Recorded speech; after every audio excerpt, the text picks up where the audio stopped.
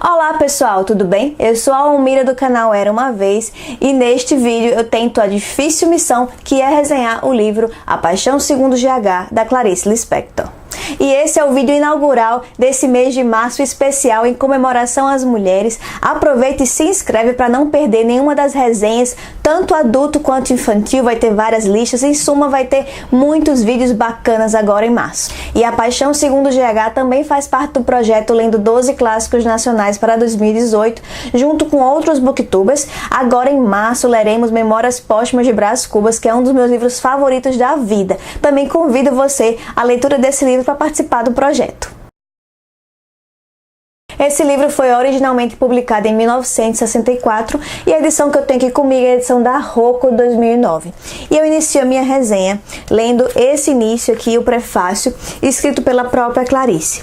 Aos possíveis leitores, este livro é como um livro qualquer, mas eu ficaria contente se fosse lido apenas por pessoas de alma já formada. E aqui eu deixo o nosso questionamento.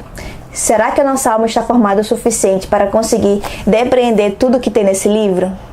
E eu confesso que eu tive uma relação de amor e ódio com esse livro. Eu me senti muito incomodada, senti nojo, aversão. E quem passava por mim enquanto eu estava lendo olhava no meu semblante que eu não estava bem. Algumas pessoas até perguntaram para mim se eu estava doente, alguma coisa do tipo. De tal forma que esse livro me incomodou. Foram 3 dias de leitura e muitas vezes nesse tempo eu tive vontade de jogar o livro na parede, mas aconteceu uma coisa mágica. Ao terminar, ao fechar a última página, eu não conseguia parar de pensar nesse livro. Eu ficava remoendo, refletindo, me questionando coisas que eu vi nesse livro que me fizeram suscitar coisas muito minhas. Eu descobri verdades sobre mim mesma que fizeram com que eu mudasse de opinião acerca desse livro, que passasse do ódio a realmente gostar da experiência de ter lido. Na verdade, esse ódio agora eu compreendo que era o meu subconsciente lutando contra o livro para não deixar emergir a memória de um dos períodos mais difíceis da minha vida, que foi o puerpério. Contudo, cada leitor vai ter uma experiência diferente de acordo com suas memórias e suas vivências, e isso é o mais bacana que a Clarice conseguiu trazer com A Paixão Segundo GH. E neste fatídico dia de puerpério, eu entrei no meu monólogo interior, assim como a personagem GH, e através de pensamentos repetitivos e em espiral, eu tentava fazer aquela experiência ter algum sentido. E se você quiser ter menos dificuldade lendo esse livro, você vai ter que largar o seu lado racional, você vai ter que mergulhar nas emoções para poder sentir junto com essa narradora que é a GH. E quem é GH? GH, a nossa personagem principal, narradora em primeira pessoa. Ela é uma mulher provavelmente de meia idade, rica, que mora numa cobertura do Rio de Janeiro, que nunca casou, nunca teve filhos e é escultora. A história começa com um acontecimento banal. A GH perde sua empregada e decide pôr ordem à casa. Imaginando que o quarto da empregada é o mais bagunçado de todos, ela decide começar por lá. Quem nunca resolveu pôr ordem à casa para conseguir organizar os próprios pensamentos, não é mesmo? Acontece que antes de ela ir para esse quarto, ela já tinha passado por um gatilho mental que a fez questionar quem ela era, qual era a sua própria identidade. Ela se viu numa foto, numa festa, e ela conseguiu enxergar além da máscara, daquele sorriso, daquele olhar. Ela percebia que algo não ia bem com ela mesma. Contudo, nesse primeiro momento, ela passa por um estágio que a gente chama de negação. A negação, em geral, é nosso primeiro sentimento quando nós somos confrontados com uma situação difícil. A personagem, enquanto pessoa controladora, estável e avessa às mudanças, resistiu ao máximo a essa transformação, a esse autoconhecimento. Nessa jornada de autoconhecimento, ela teve que se deixar levar pela corrente e abandonar a terceira perna que ela usava como muleta, a pessoa que ela era e as verdades preconcebidas. E eu acredito que os 2 gatilhos para o primeiro processo epifânico, que foi quando ela se viu naquela fotografia, foi o fim do relacionamento e o aborto provocado dela. E eu vou justificar essa minha compreensão lendo alguns trechos aqui do livro. Página 81. Ah, mas a quem peço socorro se tu também, pensei então em direção a um homem que já fora meu, se tu também não me servirias agora, pois como eu, tu quisesses transcender a vida, e assim a ultrapassastes. E aqui eu até questiono se esse relacionamento foi ao fim, porque o cara se matou. E na página 118 ela faz uma metáfora entre relacionamentos e frutas. Ela fala que você colhe um relacionamento assim como você colhe uma fruta, e que se você apertar muito entre os dedos, ela pode lhe querer fazer e você perder de sua mão, como um caso de ciúme ou possessão. Não fica bem claro se foi ele ou se foi ela que teve esse comportamento possessivo.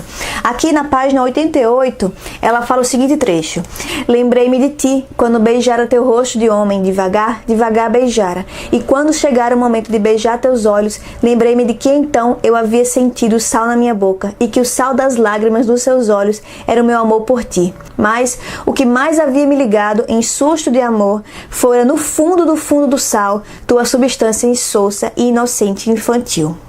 E eu acredito que foi a própria GH que rompeu esse relacionamento, pois ela não sabia ver aquilo que era o amor delicado e que parecia o tédio.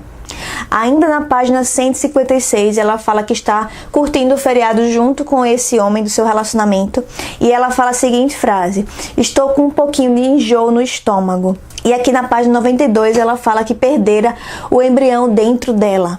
Na página 90 ela deixa ainda mais claro. Ela fala que se lembra da vez que estivera grávida. Lembrei-me de mim mesma andando pelas ruas ao saber que faria o aborto, doutor.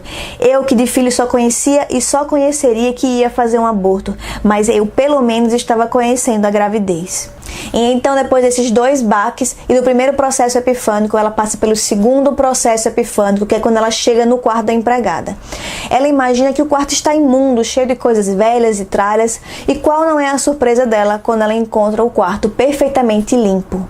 Ela vê imagens desenhadas na parede, feitas com carvão pela própria empregada, de uma mulher, um homem e um cachorro. E ela se reconhece nessa mulher. E principalmente essas figuras, elas estão lado a lado, mas elas não se olham. Então, isso também é uma reflexão, uma metáfora sobre não enxergar o outro, sobre o niilismo. Inclusive, ela não se recordou como era empregada, ela passou um tempo para lembrar do seu rosto, para lembrar do seu nome, como se fosse uma pessoa invisível.